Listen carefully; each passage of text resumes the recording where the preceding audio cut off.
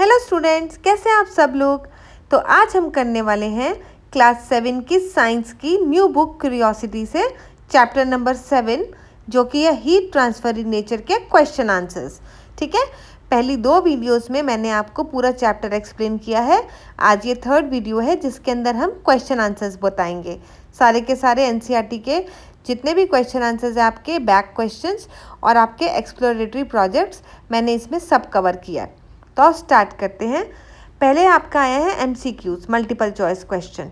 ठीक, choose the correct option in each case. Your father bought a saucepan made of 2 different materials A and B as shown in the figure 7.14. The materials A and B have the following properties. अब आपको बताना है, आपके पापा ने एक saucepan खरीदा है, A इन्होंने मार्क किया है और B मार्क किया है जो हैंडल है। आपको बताना है कौन से मटीरियल है। Both A and B are good conductor of heat, दोनों गुड कंडक्टर हैं। No. Both A and B are poor conductor. No. A is good conductor and B is poor conductor of heat. Right, जो A है वो good conductor of heat है क्योंकि उसके अंदर खाना बनेगा।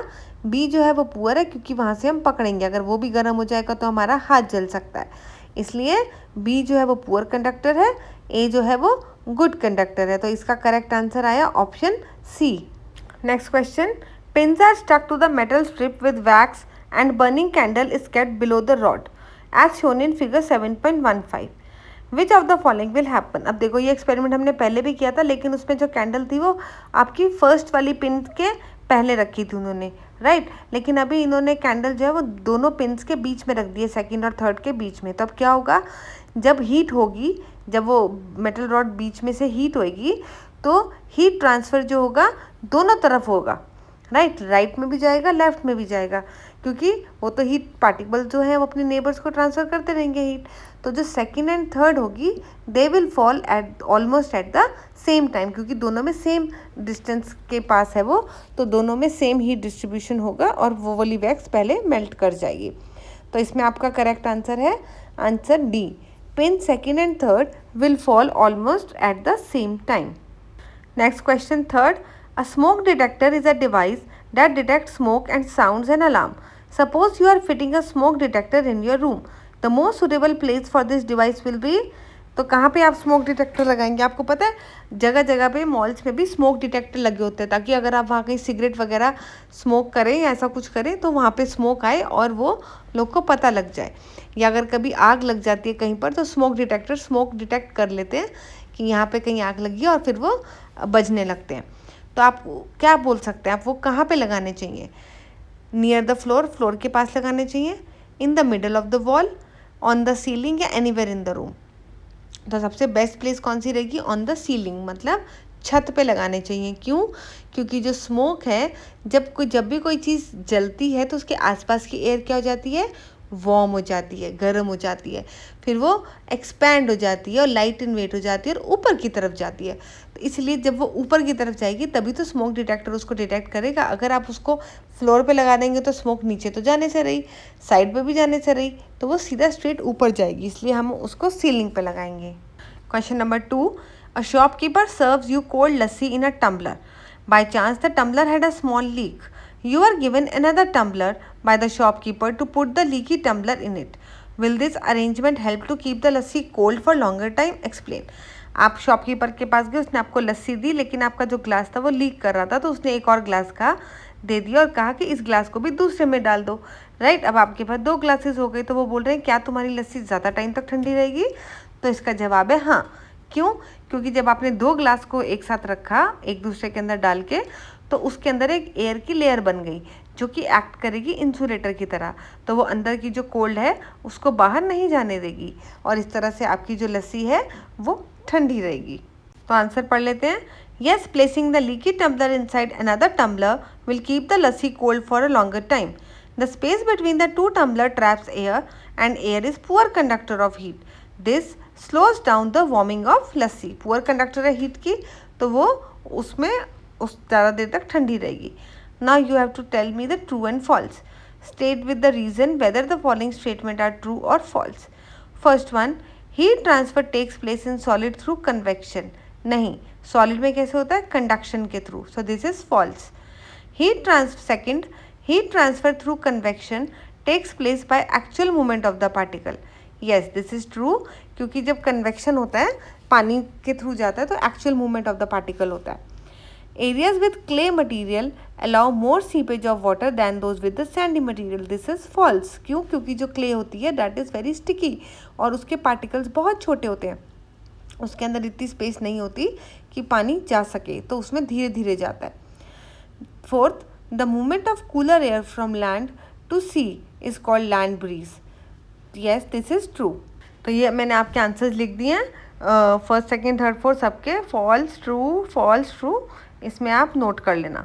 Next question number 4, some ice cubes place in a dish melt into water after some time.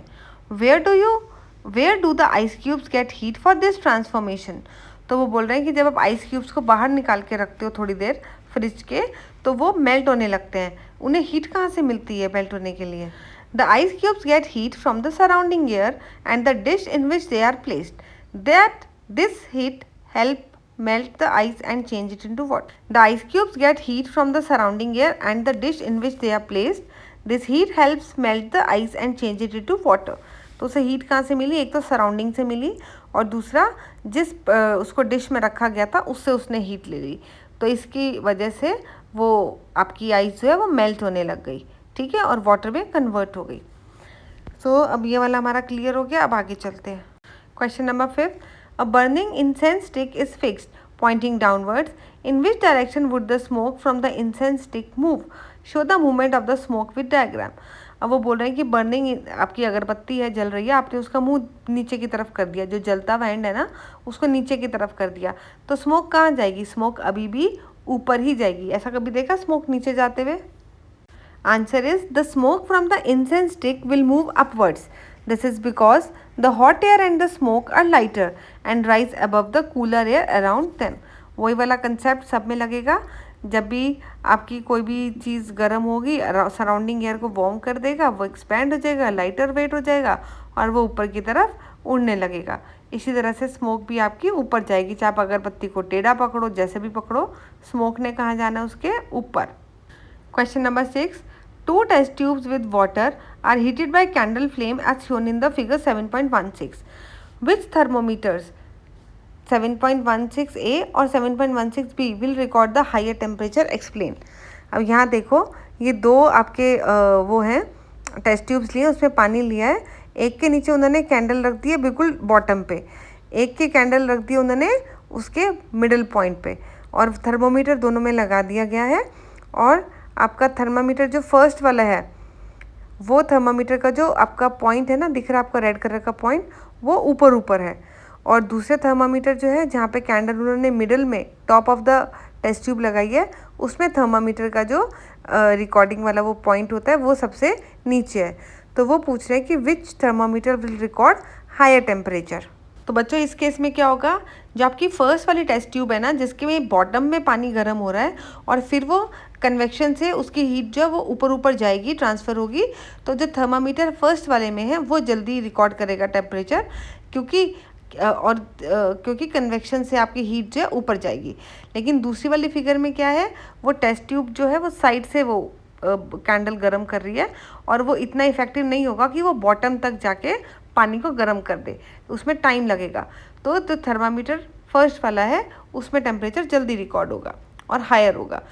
The thermometer in figure 7.16a will record a higher temperature. This is because the thermometer is placed above the candle flame where hot water rises due to convection. जबकि in figure 7.16b the thermometer is at the bottom where the water is not heated well because candle जो है आपकी ऊपर की side पे placed है। Easily clear? चलो भाई अब चलते हैं हम अपने अगले क्वेश्चन की तरफ। Question number 7, Why are hollow bricks used to construct the outer walls of houses in hot regions? तो जब हॉट रीजन्स होते हैं तो उसमें हॉलो ब्रिक्स क्यों यूज़ करते हैं? अब देखो, जो हॉलो ब्रिक्स होती है मतलब उनके अंदर क्या है? एयर है। एयर क्या होती है?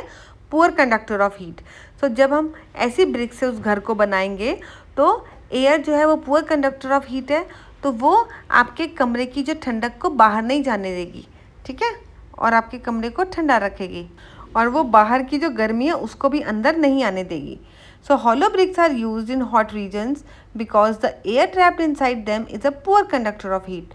This keeps the house cooler in summer and warmer in winters. Eighth question. Explain how large water bodies prevent extreme temperature in the areas around them. तो जब बहुत सारे बड़े बड़े ओशियंस वगैरह हैं तो उनके आसपास का जो टेम्परेचर होता है वो इतना एक्सट्रीम में क्यों नहीं होता. Large water bodies prevent extreme temperature in nearby areas. कैसे? Water heats up and cools down slowly than the land. हमें पता ही है लैंड जो होती है, सॉइल जो होती है, वो जल्दी गर्म हो जाती है और जल्दी ही ठंडी हो जाती है. वाटर टाइम लगाता है और धीरे धीरे ठंडा होता है. तो उस टाइम पे क्या होता है? So it keep the surrounding area cooler during the day and warmer at the night. कैसे? जब वो आपकी सॉइल या सैंड वहाँ की ओशियन के पास की गर्म हो जाती है तो वहाँ पे आसपास की एयर भी गर्म हो जाती है, लाइट वेट हो जाता है, एक्सपैंड हो जाती है और वो ऊपर की तरफ चली जाती है. उसी टाइम पानी तो ठंडा है उस टाइम पे, तो वहाँ से जो ठंडी हवा होती है वो इस गर्म हवा को रिप्लेस कर देती है और वो इधर आ जाती है, आई मीन लैंड की तरफ. इसलिए हम जब भी वहाँ आते हैं तो वहाँ हमें गर्मी नहीं लगती. Next question number 9. Explain how water seeps through the surface of the earth and get stored as ground water. तो हमने पूरा पीछे एक्सप्लेन किया था आपको. Water seeps through the surface of the earth through the process called infiltration. पहले वो infiltration से अंदर जाता है. Then it passes through the soil, sand and gravel and collect in underground layers of the rocks. These layers store the water as ground water. और इन layers को हम क्या कहते हैं? एक्वीफर्स. आप ये भी इंक्लूड कर देना, ठीक है. आपका आंसर और अच्छा हो जाएगा. इसमें आप डायग्राम भी बनाना, तभी आपको पूरे मार्क्स मिलेंगे. Question number 10. The water cycle help in the redistribution and replenishment of water on the earth. Justify the statement. वो कह रहे हैं वाटर साइकिल की वजह से आपका पानी इक्वली तो नहीं, मतलब डिस्ट्रीब्यूट हो जाता है दोबारा से एंड रीप्लेनिश हो जाता है. तो जस्टिफाई करो अपने स्टेटमेंट को. The water cycle helps to move and reuse water on the earth. Water evaporates from the ocean, lakes and plants form clouds and return as rain. This rain refills rivers, lakes and underground water, helping us to use the same water again and again. So like this, the water is redistributed and it is replenished. तो आप इसमें पूरी water cycle अच्छे से explain करेंगे. क्या क्या बताएंगे उसके अंदर? कैसे पानी इवेपोरेट होता है, तब ऊपर जाके वाटर वेपर बनते हैं, then they condense together and they form a cloud. When the cloud is heavy it precipitates in the form of rainfall और हेल और snow. Then the water is again added to the river, oceans and seeps in the ground in the form of the groundwater. ये सब आपको लिखना है, water cycle का diagram बनाना है, तभी आपको अच्छे मार्क्स मिलेंगे. ठीक. अब हम करते हैं अपने exploratory projects. First one, society visit a site of water harvesting और a recharge pit. Find out from people how they are constructed and how they work. Prepare a report with illustration. तो आपको एक कोई भी site जाना है जहाँ पे वाटर हार्वेस्टिंग हो रही हो या फिर रिचार्ज पिट्स बने हो और वहाँ पे आपको एक रिपोर्ट तैयार करनी है अपनी. तो यहाँ पे I visited a school that has a rain water harvesting system and recharge pit. एक स्कूल में गए वो जहाँ पे रेन वाटर हार्वेस्टिंग सिस्टम था और दूसरा रिचार्ज पिट था. रिचार्ज पिट मैंने बताया ना क्या होते हैं, पहले मैंने पूरा एक्सप्लेन किया है पहले वाले वीडियो में, ठीक है, पार्ट 2. तो वो कंस्ट्रक्शन कैसे किया हुआ था उन्होंने? अ pipe collect rain water from the roof top से एक पाइप लगाया उन्होंने. जब वाटर आया तो वो पाइप के अंदर कलेक्ट हो गया, फिर वो फ्लो किया. एक पिट डग इन द ग्राउंड. उन्होंने एक ग्राउंड में गड्ढा खोदा जिसके अंदर वो पानी गया. This pit is filled with the layer of gravel, sand and small stones. Artificially उन्होंने एक गड्ढा बनाया हुआ था. There is a mesh on the top to filter leaves and dirt. और उसके ऊपर एक छन्नी लगाई जिससे कि लीव्स वगैरह अंदर ना चली जाए. कैसे काम करता है वो? When it rains, water flows through the pipe into the pit. The water slowly passes through the sand and the gravel layer. पानी धीरे धीरे sand and gravel layer से नीचे जाता है. It seeps into the ground and refill the underground water. और this helps in recharging the aquifer. Okay. Now conclusion क्या हुआ? Recharge pits have a simple and useful way to store rainwater and increase the groundwater level. तो ये easy way होते हैं जिससे कि हम रेन वाटर का स्टोर कर सकते हैं. दूसरी एक्टिविटी आपकी आई, tightly wrap a thin paper strip around a metallic rod. Try to burn the paper with the candle while rotating the rod continuously. Does the paper burn? Explain your observation. वो बोल रहे हैं thin paper strip लो और एक metallic rod लो, उसके ऊपर वो paper strip को रैप कर दो और अब एक बर्निंग कैंडल के ऊपर आप उस पूरी मेटल रॉड जो है उसको गोल गोल गोल गोल करते रहो, ठीक है ना। तो क्या वो जलेगी? I wrapped a thin paper strip around the metal rod and tried to burn it with a candle while rotating the rod. अब आपको उस पेपर स्ट्रिप को बर्न करने की कोशिश करनी है, राइट, जलाने की कोशिश करनी है, लेकिन एक शर्त है कि आप वो मेटल रॉड को कंटिन्यूसली रोटेट करते रहेंगे, ठीक है। तो क्या वो जलेगा? नहीं, वो नहीं जलेगा। लेकिन ऐसा क्यों? तो ऑब्जर्वेशन क्या है? The paper did not burn even though the candle flame was touching it. क्यों? Metal is a good conductor of heat. It absorbed the heat from the flame and transferred it away from the paper. Since the heat does not stay long on the spot, the paper did not catch fire. आप उसे continuously move कर रहे थे तो वो एक spot पे touch नहीं कर रही थी, और दूसरा मेटल जो है गुड कंडक्टर, उसने झटपट सारी हीट ले ली और उसके ऊपर जलने उसको नहीं दिया। This activity shows that metal conduct heat quickly and can protect the materials from burning when they are in contact. तो वो मेटल जो है गुड कंडक्टर है, इसलिए वो हीट अपने ऊपर ले लेते हैं और दूसरी चीज़ को जलने नहीं देते। Last activity, take a sheet of paper, draw a spiral on it as shown in the figure. ऐसा स्पाइरल सा बना लो, cut the paper around along the spiral. अब उसको ऐसे स्पाइरल में अराउंड कट कर दो, देखो ऐसा एक रिबन टाइप बन गया ये। Now suspend the paper as shown in the figure 7.17b। Second figure देखो, एंड उसको बर्निंग कैंडल के ऊपर ऐसे टांग दो। Observe what happen, provide an explanation for your observation. अब देखो क्या होता है, क्या वो जल जाएगा? I drew a spiral on a sheet of paper, cut it and hung it above the burning candle. The spiral started rotating slowly in the air. वो रोटेट करने लग गया ना। एक्सप्लेनेशन कैसे, वो रोटेट कैसे कर रहा है? The hot air from the candle rises upward as it touches the paper spiral, it pushes it. तो आपको पता है जब वो कैंडल जो है उसके अराउंड एयर हॉट हुई, ऊपर गई, तो जब वो ऊपर गई तो वो स्पाइरल था बिल्कुल पतला सा, तो उसको उसने पुश किया। उसकी वजह से क्या हुआ ना, अब क्योंकि कंटिन्यूस हीट आ रही है तो एक ही डायरेक्शन में उसको पुश मिल रहा है, तो वो गोल गोल घूमने लगा।